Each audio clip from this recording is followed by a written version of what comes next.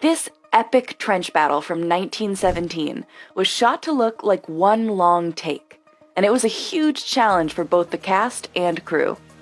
It involved multiple cranes, speeding trucks, and perfectly timed handoffs.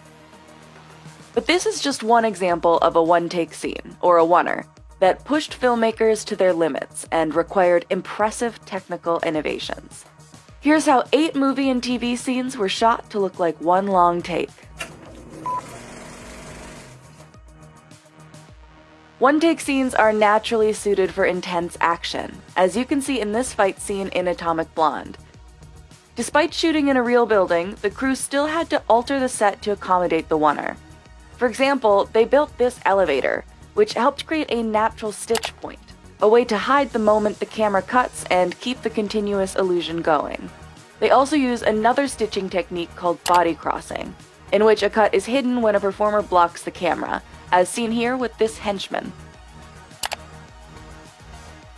Because the fight was shot to look like one take, it needed to be shot in chronological order. So the effects team had to constantly apply new makeup to Charlize Theron and the other characters as the fighting continued and injuries increased.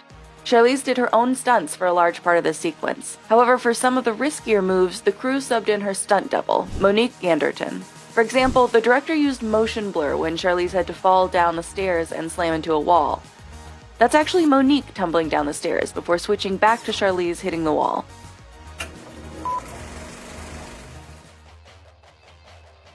Unlike Atomic Blonde, Netflix's Extraction hops from location to location, as opposed to just one building. The entire sequence goes on for about 12 minutes and consists of approximately 36 segments cobbled together. The non-stop action required director Sam Hargrave to do some stunts of his own. For this car chase, he strapped himself to the hood of another vehicle, and then had to quickly unstrap himself and place the camera inside the other car. He then had to replicate the same shot backwards by leaning out the car once he was inside. This helped create a natural transition point. If Sam's position was off even slightly, they'd have to shoot it all over again. Then for this shot where Chris Hemsworth's stunt double tumbles off an awning, Sam roped himself into a pulley system to get up close to the action. The sequence also fools the eye in many other ways. For instance, when Ovi runs through this doorway, he is actually running into a room in a different building 10 blocks away. The crew had to change locations to one where there was more space to pull off the upcoming action. And like with Atomic Blonde, they frequently swapped out Chris with his stunt double, Bobby Holland Hampton. The first shot you see here is Chris's face. They could then pan to his double without anyone noticing by shooting the back of his head.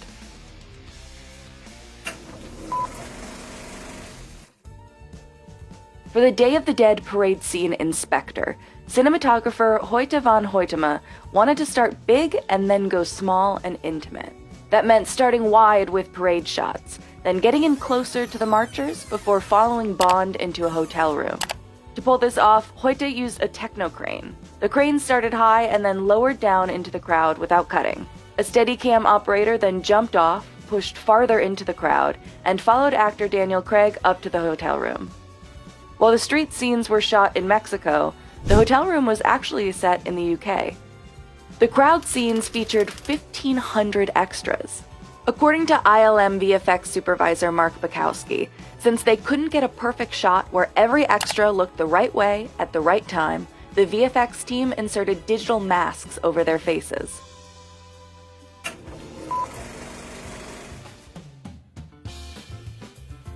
Sometimes, oneers are limited by the space they're shot in, which means the crew needs to be a bit more creative. In the Season 2 premiere of The Marvelous Mrs. Maisel, cinematographer M. David Mullen had to lead the camera through a fictional department store, through a mail slot, and then into the small room where Midge Maisel works as a switchboard operator. Unlike other continuous shots, there were no wide spaces for the camera to pass through, just 5 feet of space between these 2 rows of actresses. For both camera person and performer, it was about precise timing. The space was so tight that the actresses had to lean back so they wouldn't get hit by the camera. Then, when the camera went through the center of the room, actresses wheeled around in their chairs so they wouldn't block the shot.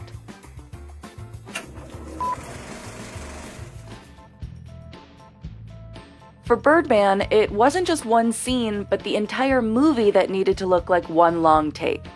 According to director Alejandro González Iñárritu, some of the takes were up to 20 minutes long. Because of the amount of movement in the film, Birdman was shot using small handheld cameras and Steadicams. These allowed the crew to more easily follow the cast as they walked through New York's crowded streets.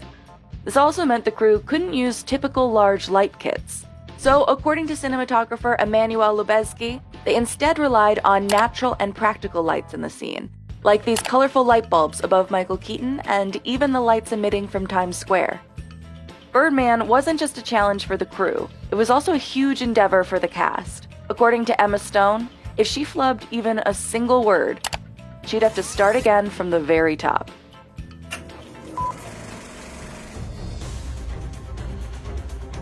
Like Birdman, 1917 was also filmed to look like one single take over its entire 2-hour running time. But it was even more complicated due to its epic battle sequences. Pulling this film off involved the most careful planning imaginable. Every set was precisely measured out and could be no longer than the length the camera could travel.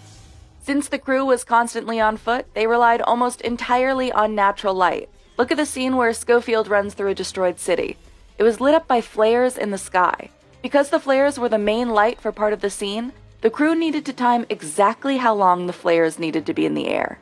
They figured this out in pre-production, where they ran a light above a mini model of the set to see where exactly all the shadows would fall. Of course, the film also relied on stitch points, like here when Blake and Schofield walk through a black curtain. But most of its magic was accomplished using innovations in technology. For example, Schofield's journey downriver was captured by a drone. Meanwhile, lighter and smaller cameras allowed the crew to move through trenches and difficult terrain with ease. Then, to get across no man's land, cinematographer Roger Deakins and the crew attached cameras to a cable system above the set. This shot, where Schofield runs through a destroyed city and jumps off a ledge and into a river, was too dangerous to do in real life. So the part of him running was shot on set, while the jump was actually shot using CGI with a swap background that allowed for a seamless transition.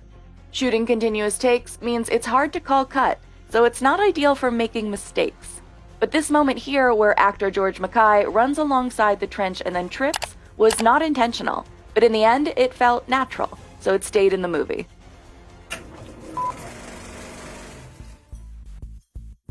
The entire set for this episode of The Haunting of Hill House had to be built specifically to accommodate a single shot. Take a look at this elevator. It was designed to lower the camera person down to the next floor and allow them to capture the shot of Olivia and Hugh running down the stairs without a break. Because the camera goes between Hill House and the funeral home in the episode, the two stages were actually built adjacent to each other and connected by a hallway. This allowed the camera to follow Hugh as he walked directly from the funeral home into the house. Oneers are frantic by nature, and they involve a lot of movement and setup changes. The Hill House set had places throughout for the crew and their equipment to hide whenever the camera turned in their direction. Like with Birdman and 1917, Hill House also demonstrated the challenges of lighting a oneer. If an actor missed a cue, they wouldn't be lit properly.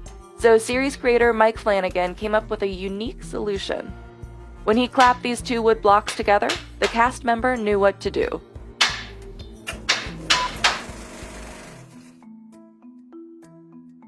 One-take scenes aren't just used to show movement from place to place. They can also be really useful in showing the passage of time. This scene from the Showtime series Kidding shows the character Shayna watching Mr. Pickle's puppet time on her TV as her life progresses and improves around her. The shot captures 5 years of her life over the course of 1 minute and 42 seconds. Because the camera had to circle constantly around the room as it changed, this endeavor was an absolute mad rush for the cast and crew. Couch! To show the passage of time, the camera operator circled around the room.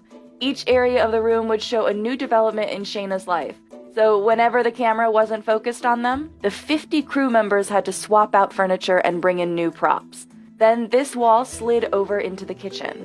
While that was happening, actress Riki Lindholm had to go through multiple costume changes, some of which involved using a body double. What are some of your favorite one-take scenes? Let us know in the comments.